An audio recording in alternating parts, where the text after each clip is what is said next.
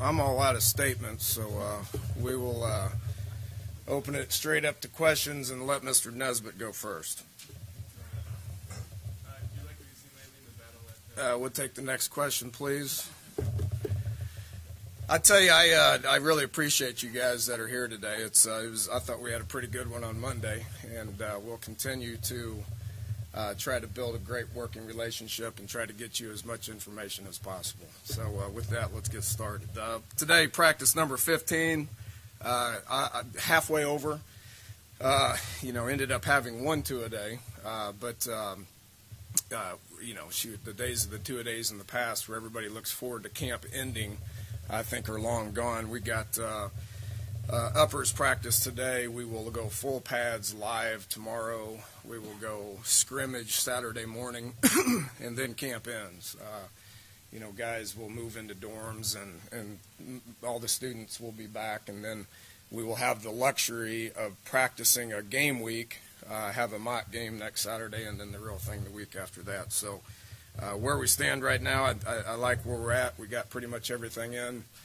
Trying to get them back, trying to get them healthy at this point, but we still got to keep moving forward, which is a good, healthy practice tomorrow and a pretty good scrimmage on Saturday. So that's all joking aside. That's kind of where we're at. So we'll take some questions from there. Position battles that are still going on, Drayvon and Jeremy Tyler still competing. What are some of the ones you guys are still evaluating? Yeah, that's one, a corner spot. We're still looking for a starting corner. Daryl Worley has established that spot. KJ's just now coming back, so he's KJ Dillon is just now getting back into the swing of things. Linebacker, we got battles going on.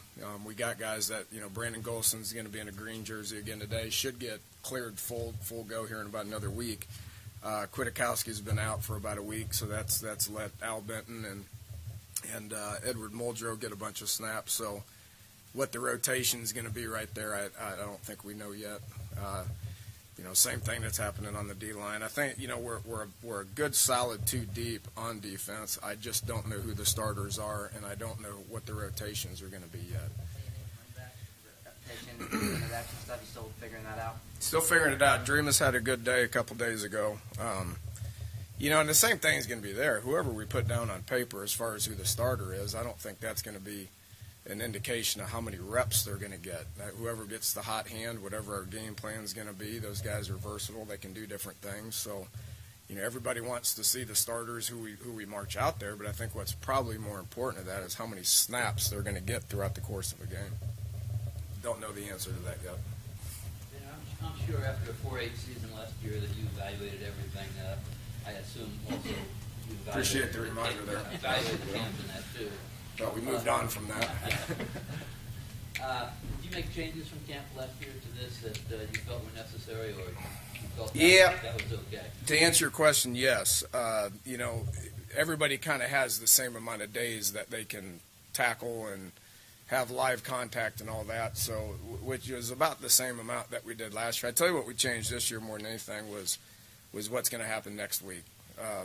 Just as far as last year, we had a pretty heavy first week, or first school week. Okay, Tuesday, Thursday, Friday, Saturday, Tuesday, Wednesday, Thursday, Friday, Saturday. Those 5 days were pretty heavy, and I felt like we were tired going into game week. So we're going to practice a true game week next week.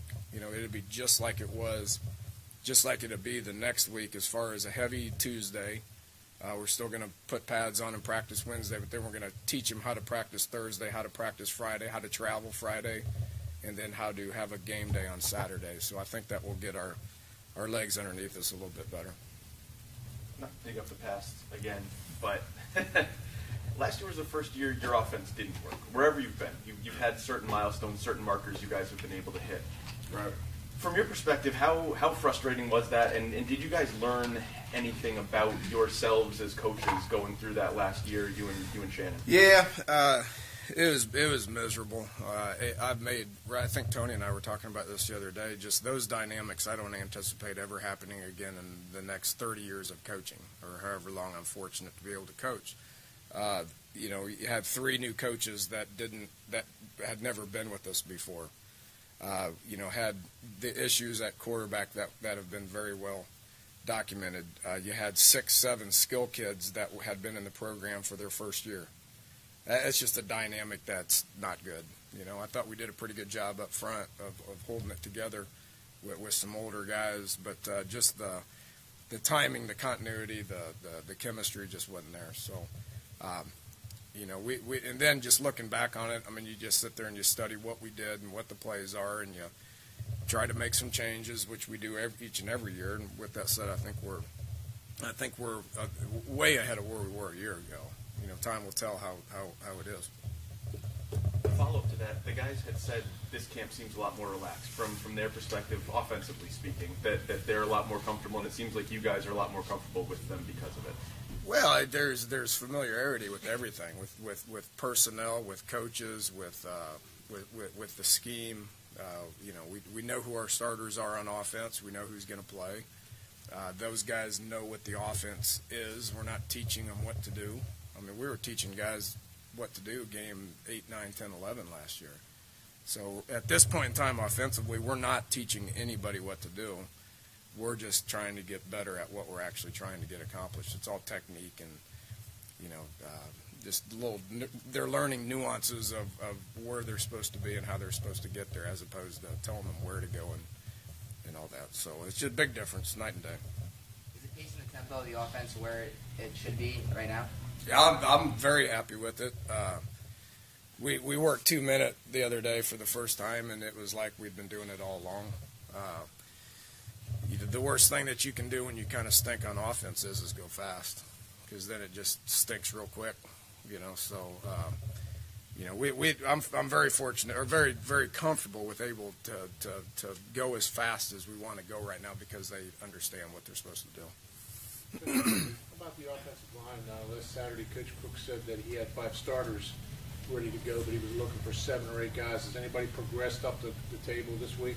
Yeah, the 5 starters are playing really well together. And we all know who those 5 are. Those guys are playing well. Still anxious to see how our relatively inexperienced, talented tackles are, you know, as far as some pretty good pass rushers that we're going to face, obviously game 1 and then in the Big 12 as well. Mike Clicchio just gave him a scholarship. He's the 83rd guy on scholarship right now. Just such a good story. This big giant of a man was awful 5 years ago when he showed up. Just couldn't walk and chew gum at the same time. Because of his hard work on the field, off the field, is a great student. Is one of our leaders on the entire team right now. When he talks, people listen, you know, and you know, he's a guy that he could play all 5 positions. He can't play center, but he could play guard and tackle. So he's a guy that we can count on. Stone Underwood was clearly our 6th guy for the first week and a half. He got a little bit of a shoulder deal out there. Actually, you guys saw it when we did that Oklahoma drill. He's just now coming back from that, and that's been 8-9 days from. But he's a guy we're going to count on. And then, you know, the other guy's Tony Matteo, who I've been very happy with. He's the backup center. You know, he's a guy that's been getting better and better as well. So I would say right now those are kind of our 8, you know. And then we got some young kids like Marcel Lazard and Grant Lingelfelter that have been doing good. They're redshirt freshmen. I hesitate to talk about redshirt freshmen on the O-line. Not position specific, but what does it take to be successful as a first-year player? In your time coaching, have you seen a common thread between guys who have had success coming out right away? Speed of the game is the biggest thing. Yeah, you know, first-year players, I mean, you know, they can be freshmen or JC guys or 4-year guys. You know, if they're not used to the speed of the game, then they're going to struggle a little bit. You know, you got to be able to think quick. You know, so those guys are able to see things and be able to react to it. It's not always about size and speed. It's about the mental aspect of reacting to it. You know, one point Shannon said early in the spring that he said it was a good time to be a running back at West Virginia, the way things set up. What would you project as a run-pass ratio, or what would you like to see? You know, we want to be able to do both. We couldn't do either last year, but wanted to be able to do both. It all depends on what the defense is doing. If they outnumber you in the box, then we're not going to sit there and run it into people that are unblocked. You got to be able to throw the ball. You know, certain people's game plans are put 2-3 safeties back there all the time, and we got to be able to sustain blocks hat for hat up front. Then you should run the ball every single play. So it's all indicative of what the defense is doing. You got to be able to do both. The teams that are good are able to do both. I've been on plenty of teams where we've only been able to do one thing, and don't consider that to be a great offense. Shannon said one of the things he's noticed as a big change for you guys is situational offense, that it's a lot better right now, whether it's third down, whether it's score zone stuff.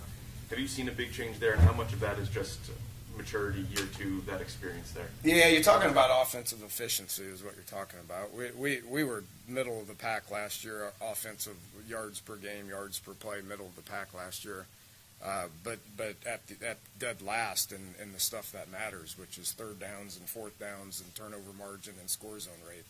So the good offense are ones that are extremely efficient in those situations. Everybody's good enough to be able to get yards and first downs. It's the great offenses that are able to be efficient when it really matters. And I hope he didn't jump the gun on that. We haven't played a game. Don't know if we've made progress on it or not. We've been focusing on it, but we focused on it last year as well. What are some of the things you could do to improve those? Again, it's people that just understand what you're doing. They got to be able to. There's no secret why Florida State they were the most efficient red zone team in the country last year at 97%. I would say that's pretty dang good. They scored when they got down there. They scored every time.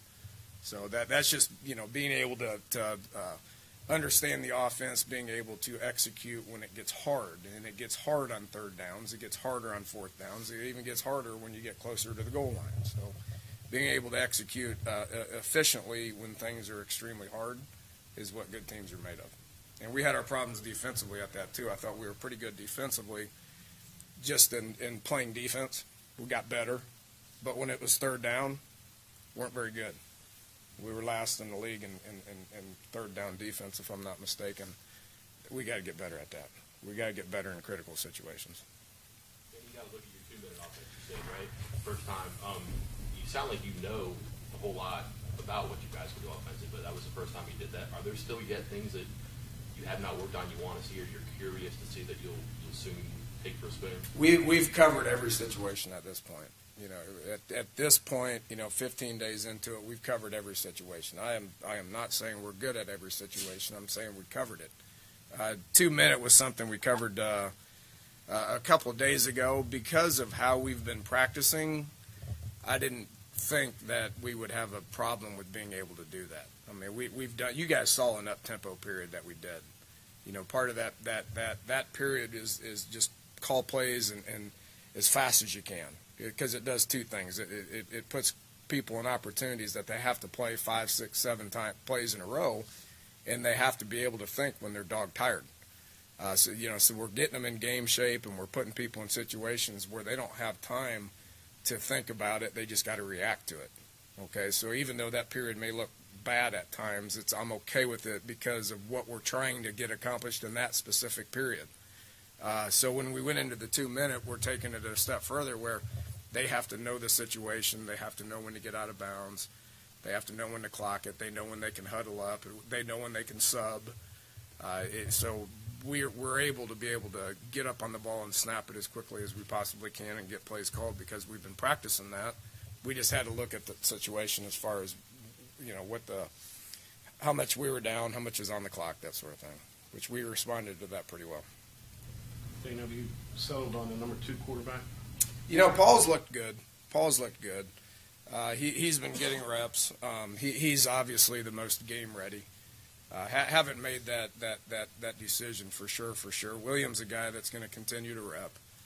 Is going to continue to get better. What his ceiling is high. How far he can advance, I don't know yet. So he will continue to get reps as well. Been a proponent of the Wildcat. Would you ever think of bringing William in for something like that? I've never done it with, not to say I'm against it, but have never done it based on not having a guy that could do it. And then in addition to that, we've always had starting quarterbacks, discard last year, but we've always had a guy that was the main guy that was pretty good that we didn't want to take off the field, period. You think it's a bad thing to pull a guy off? I mean, does that? I think it can be harmful, yes. I think it can disrupt your flow. I think one guy, if he's the clear-cut main guy, which at this point Clint is. Clint's playing extremely well. There's a comfort level that he has that is positive that I'm excited about. There's a comfort level that his teammates have with him right now that is good. Pulling him off the field would not be the appropriate thing to do at this point in time. If Millard wins the backup job, would you redshirt Crest? Well, hell, we had to use 3 of them last year. You can't. In a perfect world, you'd like to redshirt everybody that has a red shirt, but I don't think we can make that decision at this point. Clint was saying that he's becoming more and more comfortable with the offense up to this point. Do you feel like he's mastered the offense? Has had a quarterback ever master your offense? I don't know what that means. Football's hard. It's a new challenge each and every week when you're trying to figure out what the game plan is and how you execute against a different set of dynamics on the defensive side of the ball. So I don't think anybody's mastered anything. He certainly hasn't. Seeing how he hasn't mastered anything in a game setting at this point. So I think I'm very happy with where he's at. Mentally, I'm happy with where he's at physically. I'm happy with where he's at from a leadership perspective. He's got to do it in games. Before everybody's extremely happy with him, he's got to do it in games. He knows that. I think everybody does. Coach, I know we have a couple weeks to go, but what's your level of confidence on the special teams? Good. These guys, Coach DeForest, one, has a plan and is pretty good at what he does. That's widely known across the country. He's done a good job with these guys. They're a bunch of goofballs. Molinari did something, won a bet, and so he did a big chest bump and came down and twisted his ankle. So we had to remind him that they have a job that they have to do. But he's going to be fine. But those guys have a good relationship with Joe, and they're functioning pretty good. So like those guys, the return aspect of it is something that we've all talked about. We were bad at it. It's been a area of emphasis in camp. I think we have guys that can return the ball. Our blocking has to be better up front on both punt return and kick return. So, and then the kickoff and the punt team last year, we're as good as anybody in the country at that. So feel equally as good as that. So extremely happy with where we're at. Have you found a guy to kick off you? Well, the guy, he's got a boot on his foot right now. Mike's done well, and then Nick can do it as well. So, we got 2 guys that can do it. We would prefer Molinari to be the guy, just because that way they can specialize in a different thing. So, when he comes back, I don't know. We'll see. But, even if he's not back, does he limp out there to hold for you? I mean, yes. Yeah, I would think so. And Nick O'Toole does it. He's a great holder. I mean, he may be better than Mike at it, but Mike's got the experience. Would obviously go with him.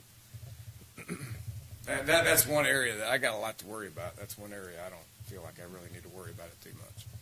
I promised Joe when they miss, which chances are they will at times, then I'll mind my own business.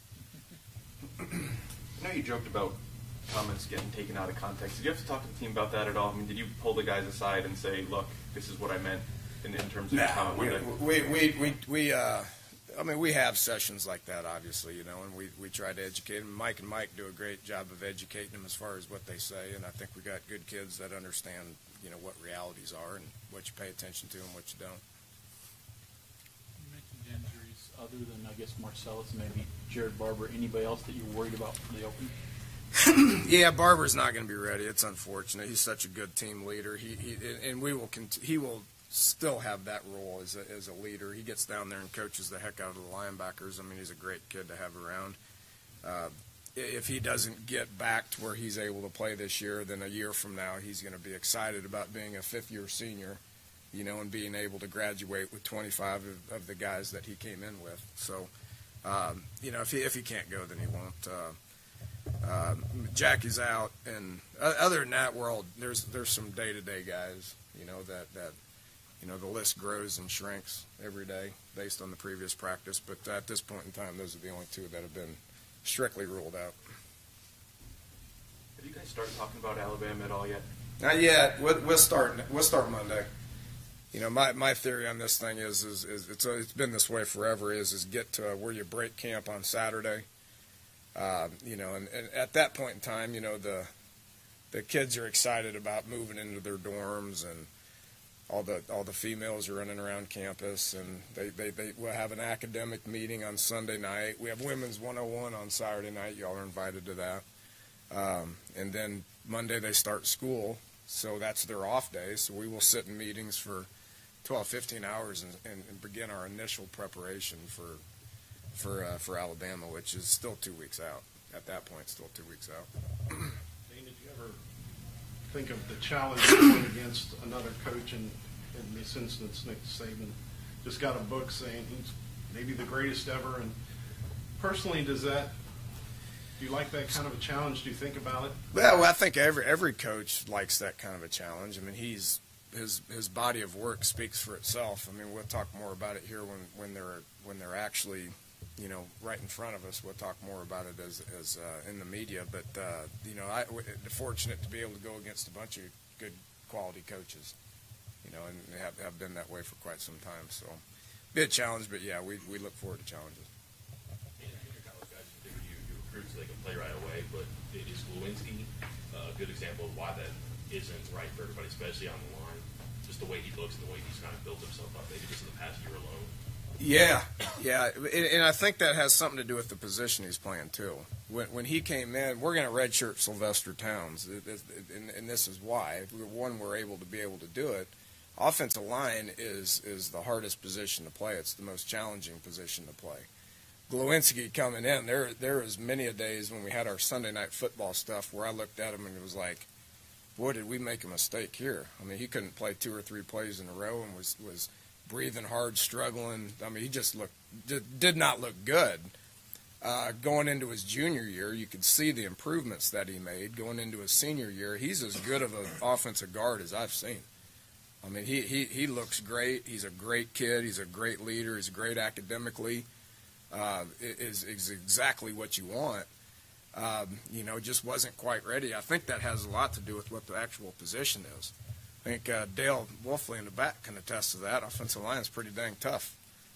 So he needed that year, and I would imagine a year from now when we're talking about Sylvester Towns, it'll be the same thing. Can't afford to do that at other positions. Stone's a good example of that, too. He wasn't ready a year ago. And now going into his redshirt junior year, he's a guy that can contribute. Thanks, Coach.